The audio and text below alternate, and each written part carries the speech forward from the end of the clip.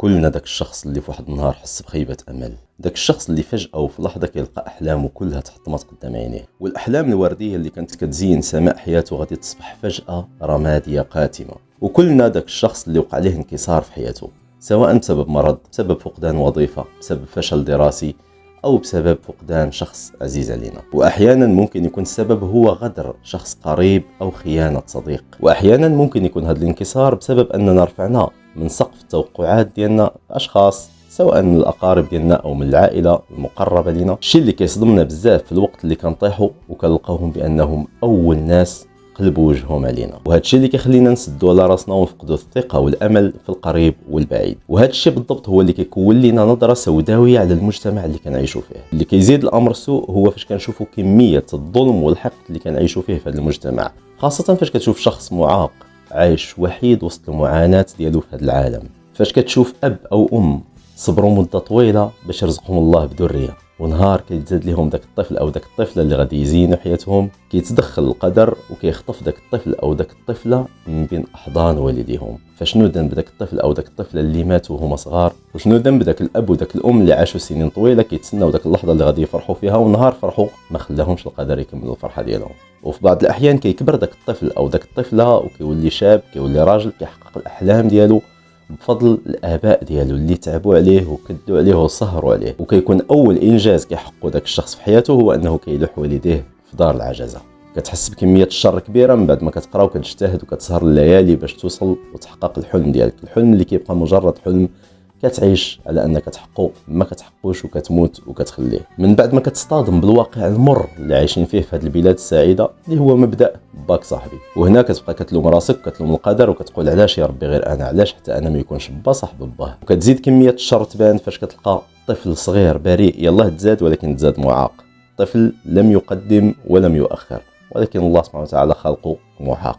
علاش؟ وشنو ذنب داك الطفل؟ وشنو ذنب الاطفال كاملين اللي هما رمز البراءه في هذا العالم؟ شنو ذنب اطفال العراق؟ شنو ذنب اطفال سوريا؟ شنو ذنب اطفال غزه في هذا الوقت؟ شنو ذنب اطفال افارقه كيموتوا بالجوع كل نهار؟ هذا الشيء كامل كيجعل مجموعه من الناس وخاصه في صفوف الشباب يطرحوا السؤال التالي: علاش خلق الله الشر؟ لماذا خلق الله الشر؟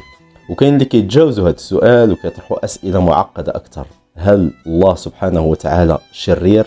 هل يتمتع برؤية الناس يتعذبون؟ هل يتمتع برؤية معاناة هؤلاء البشر؟ هل خلقنا ليعذبنا؟ أم أنه سبحانه وتعالى عاجز عن رفع الظلم عن المظلوم والانتقام من الظالم؟ هذه الأسئلة بالضبط ولات كتكثر في صفوف الشباب في الآونة الأخيرة، وخاصنا ضروري نجاوبوا عليها بوضوح باش ما نخليوش للشيطان منفذ منين يدخل. وباش نجاوبوا على هذا السؤال غادي نرجعوا لكتاب الله عز وجل، وبالضبط للقصة الأكثر غرابة وغموضا في القرآن الكريم، قصة سيدنا الخضر وسيدنا موسى عليهما السلام. الأغلبية فينا قرأ هذه القصة وعارفها مزيان، ولكن واش جلستي مع راسك شي نهار وسولتي راسك شكون هو الخضر عليه السلام؟ هل هو ملك مقرب؟ هل هو نبي؟ هل هو ولي من أولياء الله؟ هل هو عالم يمتلك علما لا يعلمه أحد؟ الشيء اللي غادي يخلي سيدنا موسى عليه السلام أنه يطلب الله عز وجل أنه يلاقيه بسيدنا الخضر عليه السلام باش ياخذ منه العلم، من بعد ما كان سيدنا موسى كيعتقد أنه أعلم أهل الأرض. في نظركم شنو هو هذا العلم اللي بغى سيدنا موسى يتلقاه من سيدنا الخضر عليه السلام؟ نبداو بشكون هو سيدنا الخضر عليه السلام. الله سبحانه وتعالى وصف سيدنا الخضر بأنه عبد من عبادنا آتيناه رحمة من عندنا وعلمناه من لدنا علما، بمعنى أن هذا الخضر هو عبد من عباد الله. الله سبحانه وتعالى لم يحدد ماهية هذا الشخص، هل هو ملك؟ هل هو نبي؟ هل هو ولي من أولياء الله؟ هل هو عالم؟ لا نعلم. الحكاية كلها كيكتنفها غموض كبير، ولكن الإشارات اللي شار لنا الله سبحانه وتعالى هو أنه عبد من عباد الله، وأنه يتميز بصفتين أساسيتين، أولهما الرحمة وثانيهما العلم. العلم الذي وصفه الله بأنه علم لدني من لدن الله سبحانه وتعالى، علم لم نحط به خبرا، علم ما يمكنش للعقل البشري أنه يعرفه، علم لا يقوم على مبدأ السببية والنتيجة مقابل السبب، علم لا يقوم على الوحي الذي كان يتنزل على سيدنا موسى عليه السلام، هو علم من نوع خاص، إنه علم القدر الأعلى. ولكن رغم غموض هذا العلم فهو يجيب على أصعب سؤال يدور في النفس البشرية منذ خلق آدم إلى أن يرث الله الأرض ومن عليها. هذا السؤال هو: لماذا خلق الله الشر؟ بما في ذلك الفقر، المعاناة، الحرمان، الحروب، الأمراض والأوبئة، المجاعات. علاش كيموتوا أطفال أبرياء في غزة، وعلاش كيموتوا أطفال آخرين جوعا في إفريقيا؟ باش نجاوب على كل هذه الأسئلة المتمحورة في لماذا خلق الله الشر، يجب أولا أن نجيب عن السؤال كيف يعمل القدر وكيفاش كيتدخل في حياة الناس والبشرية والمجتمع. هنا غادي ننطلقوا من قصة سيدنا موسى مع الخضر عليهما السلام، واللي بعض المفسرين غادي يتفقوا بأن هذا العبد الصالح اللي هو الخضر عليه السلام ما هو إلا تجسيد للقدر الإلهي المتكلم. بمعنى آخر أن الله سبحانه وتعالى جسد القدر في شخصية إنسان هو الخضر عليه السلام، اللي وصف الله سبحانه وتعالى بأنه رحيم عليم، أي أنه يتميز بصفتين رئيسيتين: الرحمة أولا ثم العلم ثانيا. وهنا فاش غادي يلتقي سيدنا موسى بسيدنا الخضر عليهما السلام غادي يسأل سيدنا موسى: هل أتبعك على أن تعلمني مما علمت رشدا؟ بمعنى أن سيدنا موسى كان يطلب العلم من الخضر، لهذا طلب اللقاء به. سيدنا الخضر أو القدر في المقابل سيجيب سيدنا موسى عليه السلام: إنك لن تستطيع معي صبرا. ويستأنف حديثه قائلا متسائلا: وكيف تصبر على ما لم تحط به خبرا؟ الشيء اللي كيدل على أن فهم أقدار الله سبحانه وتعالى تفوق إمكانات العقل البشري، حتى لو كان ذلك العقل البشري عقل نبي مرسل، فهو عاجز عن فهم مضمون القدر الإلهي. وهنا يرد سيدنا موسى عليه السلام بكل فضول البشر: ستجدني إن شاء الله صابرا ولا أعصي لك أمرا. وهنا يرد القدر قائلا: فإن اتبعتني فلا تسألني عن شيء حتى أحدث لك منه ذكرى. بمعنى أنه كيعطينا هنا إشارة أننا باش نفهموا أقدار الله سبحانه وتعالى اللي كنتعرضوا لها في حياتنا فخصنا ما نسألوش بزاف، وخاصنا نصبروا حتى تبان نتيجة القدر، يعني بلا ما تسأل حتى نعطيك أنا الجواب، حتى تشوف النتيجة بعينك. وهنا من بعد ما اتفقوا على هذه الشروط غتبدا الرحلة الأكثر غموضا في تاريخ البشرية، الرحلة اللي غتجاوبنا على السؤال الجوهري: لماذا خلق الله الشر وكيف تعمل الأقدار الإلهية؟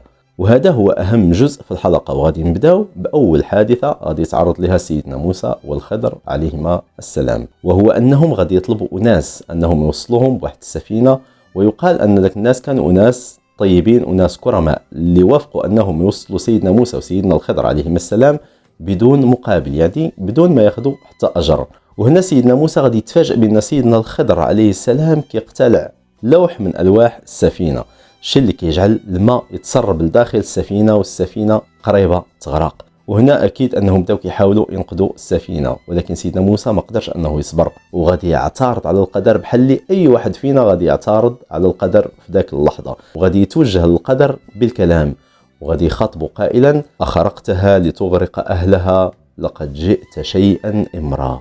وهذه الحالة إلا لاحظتوا أننا كنعيشوها في حياتنا باستمرار، خاصة فاش كدير شي خير في شي واحد أو كتقدم شي إحسان لشي واحد وقابل داك الخير ديالك بواحد الإساءة، فهنا كتقول: علاش يا ربي، علاش أنا كنت باغي غير نعاونو، أنا درت فيه غير خير، واش نستاهل منه هذا العمل؟ علاش ربي حطيتي كاع هذا الشخص في طريقي وعلاش لقيتيني به؟ فدائما كنرجعوا لوم القدر، علاش ولماذا. كذلك فاش كيمنع عليك الله سبحانه وتعالى شي رزق معين فكتبقى تلوم راسك وتلوم القدر: علاش يا ربي منعتي عليا هذا الرزق، علاش بغيتي تخليني عايش في هذا الضيق، واش بغيتيني نمد يدي للناس، يا ربي علاش ما تقبلش في هذه الخدمه، وانا قريت اجتهدت سهرت الليالي وكافحت باش نوصل لهذا المنصب اللي نستحقه ولكن حرمتيني منه، يا ربي علاش منعتي عليا الذريه، واش بغيتي الناس يبقاو يتشفاو فيا، يا ربي انا دخلت الجامع غير باش نصلي ونعبدك، وفي النهايه كنكتشف بان الحذاء ديالي تسرق من وسط المسجد وانا كنعبدك، ويا ربي علاش خلقتيني في هذه البلاد بالضبط، ويا ربي علاش كتبتي علينا يحكمونا ناس بحال هذا وهذا وحتى هذا، ويا ربي علاش انا كنتعامل مع ناس مزيان وبالاحسان وهما كيردوا لي الاحسان باساءه، يا ربي علاش علاش علاش علاش. وهنا يجيب القدر نفس الجواب اللي تلقاه سيدنا موسى عليه السلام: انك لن تستطيع معي صبرا. وهنا غادي يكملوا الرحله ديالهم من بعد ما غادي يتعهد سيدنا موسى انه هذه المره غادي يصبر وما غاديش يسول وما غاديش يعترض. وهما في طريقهم سيدنا الخضر عليه السلام اللي وصف الله سبحانه وتعالى بالرحمة قبل العلم غادي يقتل الغلام. كيفاش القدر الرحيم غادي يقوم بقتل غلام بريء مرتكب حتى ذنب؟ سيدنا موسى هنا غادي يعترض بحال اللي أي واحد فينا غادي يعترض، ولكن هذه المرة غادي يعترض بغضب: أقتلت نفسا زاكية بغير نفس لقد جئت شيئا نكرا. يعني الفعل اللي قمت به فهو منكر. وهنا القدر سيجيب نفس الجواب: ألم أقل لك إنك لن تستطيع معي صبرا. وهنا غادي يدرك سيدنا موسى أنه تسرع للمرة الثانية. من بعد ما غادي يلتزم سيدنا موسى بأن هذا غادي يكون آخر تسرع وآخر اعتراض غادي يعترض على سيدنا الخضر عليه السلام، غادي يكملوا الرحله ديالهم اللي غادي توصلهم لواحد القريه، وغادي يطلبوا الضيافه من سكان القريه، وحتى واحد من سكان القريه ما غادي يقبل انه يضيف سيدنا موسى والخضر عليهما السلام. وهنا سيدنا الخضر عليه السلام سيقيم صورا، داك الصور كان غادي يتهدم وغادي يطيح، فقام سيدنا الخضر باعاده بناء واصلاح داك الصور. وهنا سيدنا موسى عليه السلام بالطبيعه البشريه وبالاعتراض البشري على قدر الله سبحانه وتعالى غادي يخاطب القدر قائلا: لو شئت لاتخذت عليه أجرا. سيجيب القدر: هذا فراق بيني وبينك، سأنبئك بتاويل ما لم تستطع عليه صبرا.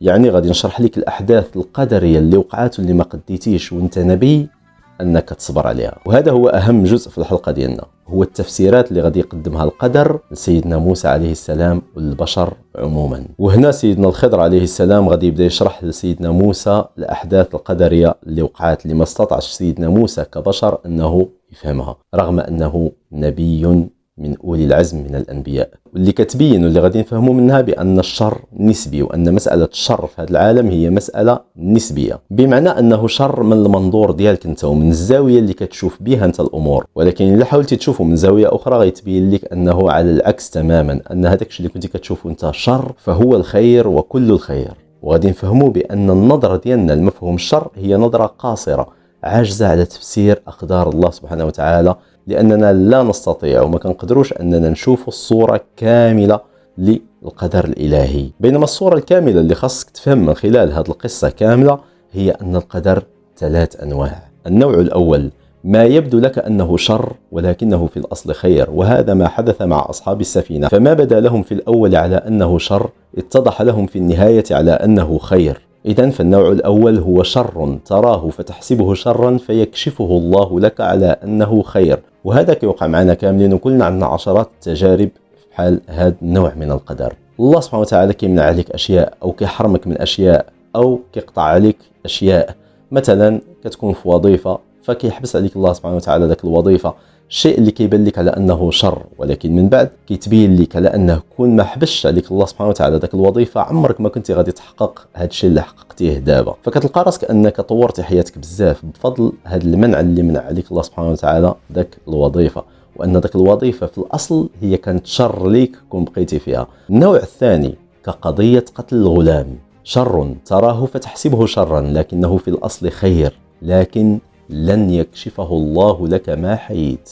فما غاديش يبين لك الله سبحانه وتعالى هذا الخير وغادي تعيش حياتك كامله وانت كتظن على انه شر، تماما بحال اللي وقع مع الغلام اللي ظنت ان الله سبحانه وتعالى حرمها من الغلام ديالها، وظلت ايام وشهور وسنين وربما حياتها كامله وهي كتفكر ذاك الولد وتبكي عليه، وما عرفاتش وما عمرها غادي تعرف بان ذاك القتل كان فيه نجاه ليها هي والاب ديالو، واللي عمرهم ما غادي يعرفوا بان هذاك كان خير لهم، عمرهم ما غادي يعرفوا بان الله سبحانه وتعالى نقدهم من ولد كان غادي يكون فاسد، وكان أبواه مؤمنين فخشينا أن يرهقهما طغيانا وكفرا. طفل كان سيكبر وسيصبح شابا سيرهق أبويه طغيانا وكفرا، هنا الله سبحانه وتعالى قرر أنه ينقذهم من هذا الطفل اللي كان غادي يكون سبب في الهلاك ديالهم، سبب في المعاناة ديالهم، وفي المقابل غادي يمنحهم طفل آخر اللي غادي يكون صالح وبار بهما. فالأبوين هنا النظرة ديالهم على ذاك القدر كانت نظرة شر، ما عرفوش وما عمرهم غادي يعرفوا المضمون الحقيقي لقدر الله سبحانه وتعالى، اللي شافوه أنه شر واللي في الواقع كان خير لهم، واللي عطاهم فرصة ثانية باش يكون عندهم طفل اللي غادي يربيوه مزيان وغادي يكون مزيان وغادي يكون بار بهما. ربما تصحيح الفرصة الأولى اللي يمكن ضيعوها بيديهم اللي ما عرفوش أنهم يربيوه، وبالتالي كان سيرهقهما طغيانا وكفرا. فهذا النوع من القدر كيبان لنا على أنه شر وما كنعرفوهش وما كنحسوش بالخيرية ديالو، ولكن اللي خاصنا هو أننا نلتزموا بالصبر وبعدم الاعتراض على أقدار الله سبحانه وتعالى، لأن الأكيد أن فيها خير لنا، بحال اللي كان الخير في قتل ذاك الطفل اللي كان غادي يكبر وغادي يكون سبب معاناة ديال والديه. وهنا كيبان لنا صدق حديث سيدنا رسول الله صلى الله عليه وسلم اللي كيقول لو اطلعتم على الخير لوجدتم ما فعل ربكم خيرا. بمعنى لو كان تستطيعوا أنكم تشوفوا ذاك النظرة الكاملة على القدر الله سبحانه وتعالى، غتأكدوا وغتعرفوا بأن الله سبحانه وتعالى اختار لكم القدر اللي فيه خير لكم، ماشي القدر اللي نتوما باغيينه. كيبقى لنا النوع الثالث، وهذا هو الأهم، وهو الشر الذي يدفعه الله عنك وأنت لا تعلم. أنت ما عارفش وما على بالكش، وأنت غادي في حياتك، غادي في قرايتك، غادي في خدمتك، غادي في أي حاجة في مجالات الحياة. أنت عرضة لمجموعة من الشرور اللي ممكن أنها تؤدي بك للهلاك. الله سبحانه وتعالى يدفعها عنك وكيبعدها عليك باللطف ديالو، وهذا ما نسميه لطف الله الخفي، إضافة للخير اللي كيجيبو لك الله حتى لبين يديك، بلا ما تفكر فيه، بلا ما تخطط ليه، وانت ناعس مرتاح. الله سبحانه وتعالى كيدبر لك الامر ديالك وكيسوق لك خيرات وانت ما على بالكش. فهاد القدر ما كنحسوش به، وهذا القدر هو اهم قدر لانه كيواكب حياتنا كل نهار. وهذا النوع من القدر كنستنتجوه من خلال قصة إقامة الجدار الذي كاد أن يسقط فأقامه الخضر عليه السلام، والذي كان تحته كنز لطفلين يتيمين كان أبوهما صالحا، فقرر الله سبحانه وتعالى أن يسوق إليهما هذا الكنز، فوكل بهذا الكنز من يعتني به ومن يحفظه ومن يصلح الجدار الذي كان الكنز مدفونا تحته دون أن يعلم اليتيمين بذلك.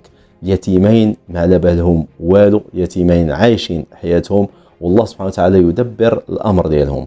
الله سبحانه وتعالى يحفظ الكنز ديالهم، الله سبحانه وتعالى كيهيئ لهم الأمور باش ياخذوا الكنز ديالهم في الوقت المناسب واللحظة المناسبة لذلك. فالطفلين اليتيمين ما عارفينش الصور، ما عارفينش أن تحته كنز، ما عارفينش أن الصور غادي يطيح، ما عارفينش أن الخضر عليه السلام جاء وأقام داك الصور باش يحفظ الكنز ديالهم، ما عارفينش هالتفاصيل كاملة.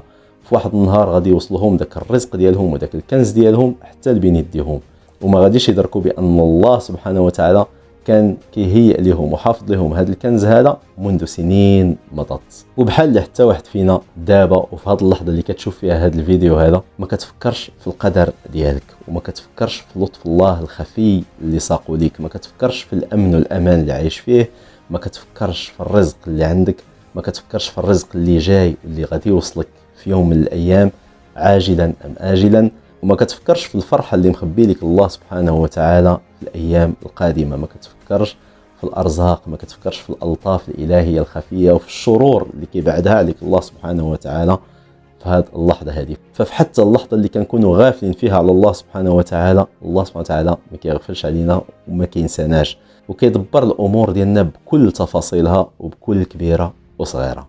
وهنا من بعد ما عرفتي كيف يعمل القدر بهذه الأنواع الثلاثة ديالو، واش مازال عندك الشك ومازال كتسائل علاش الله سبحانه وتعالى خلق الشر؟ الأكيد أن الله سبحانه وتعالى لم يخلق الشر، وإنما الشر هو نتيجة بعض النفوس الخبيثة من شياطين الإنس والجن. فالله سبحانه وتعالى بلطف أقداره يصلح ما أفسده بعض ذوي النفوس الخبيثة من شياطين الإنس والجن، أعاذنا الله وإياكم منهم. دمتم سالمين، تحياتي لكم، السلام عليكم.